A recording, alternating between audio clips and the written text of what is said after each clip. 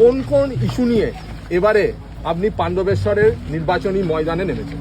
দেখুন, মূল ইস্যু হলো যে পাণ্ডবেশ্বরের বেকারত্ব। এখানকার ছেলেরা কেউ দুর্গাপুর, কেউ ব্যাঙ্গালোর, বিভিন্ন জায়গায় কাজে চলে যাচ্ছে, অথচ এখানে কাজের স্কোপ আসছে।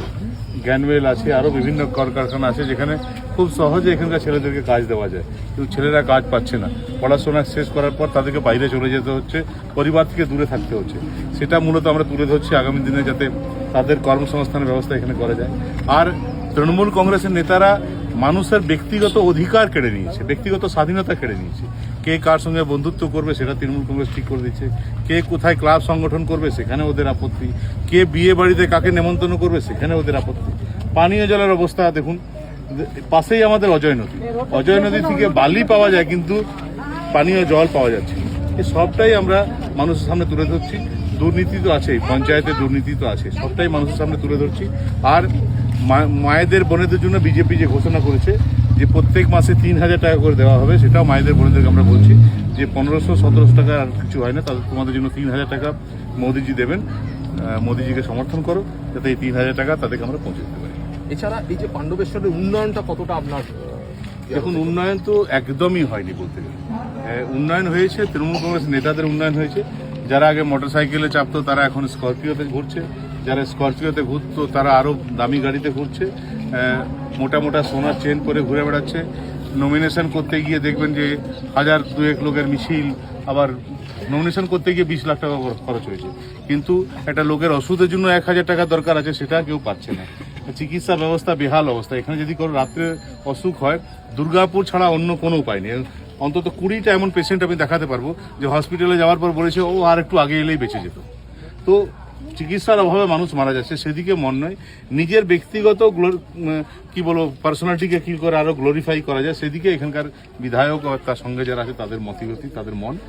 মানুষের জন্য তাদের কোনো চিন্তা ভাবনা নেই। শাসক দলের পক্ষ থেকে যিনি দাঁড়িয়েছেন তার বক্তব্য হচ্ছে যে এসআইআরটা এবারে তাদের হাতিয়ার হতে চলেছে, যেভাবে সাধারণ মানুষ হেনস্থা হচ্ছে সেই ব্যাপারটা নিয়ে কি বলবেন? না, আমি বলছি যে আমরাও তো সবাই চাই যে যারা বৈধ ভোটার তাদের নাম এখানে থাকে, যারা আমাদের এই দেশের ভোটার তাদের নাম। অন্যান্য দেশ থেকে লোক, আমাদেরই সবাইকে এখন আমরা পাকা বাড়ি দিতে পারিনি, সবাইকে জল দিতে পারিনি, সবার জন্য কর্মসংস্থানের ব্যবস্থা করতে পারিনি। তাহলে আমাদের যে রিসোর্স, আমাদের বাংলার যে রিসোর্স, সেটার উপর অন্যান্য জায়গা থেকে, অন্যান্য দেশ থেকে লোক এসে সেটার উপর ছড়ি ঘোরাবে, তারা আমাদের হক কেড়ে নেবে আর আমাদের ছেলেরা বঞ্চিত থাকবে। এটা কি করে মেনে নেওয়া যায়? এসআইআর মাধ্যমে 80% আমি বলতে পারবো যে একটা কি বলবো পিউরিফিকেশন হয়েছে।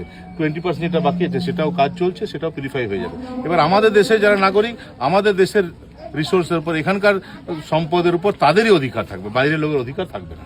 জেতার ব্যাপারে কতটা আশাবাদী? দেখুন, এটা তো এই লড়াই তো শুধু আমার সঙ্গে নরেনবাবু লড়াই না, এটা লড়াই হলো নরেনবাবু বনাম পাণ্ডবেশ্বরের জনগণ।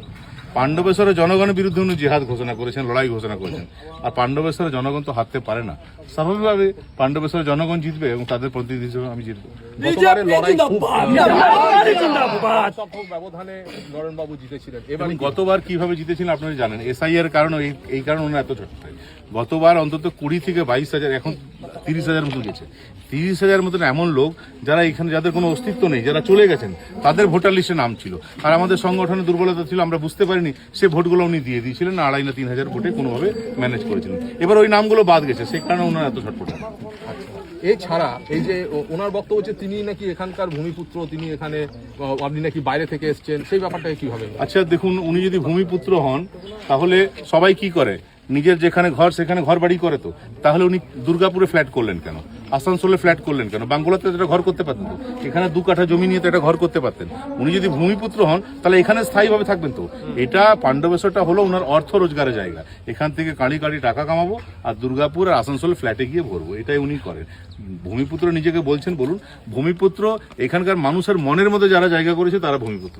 আমি আসানসোল থেকে এসেছিলাম ঠিকই, কিন্তু 5 বছর ছেড়ে যাইনি। এই গ্রামের লোককে জিজ্ঞেস করুন, আমি পরাজিত হওয়ার পর বা জোর করে পরাজিত করে দেওয়ার পরও 5 বছর কিন্তু আমার যে দায়িত্ব ছিল, যে বিভিন্ন আন্দোলনের মধ্যে থাকা, মানুষের পাশে থাকা, আমার সীমিত ক্ষমতার মধ্যে 5 বছর মানুষের পাশে রয়েছে। আজ আবার মানুষের দরবারে এসেছি, মানুষ যে সিদ্ধান্ত নেবে সেটাই আমরা মেনে নেব।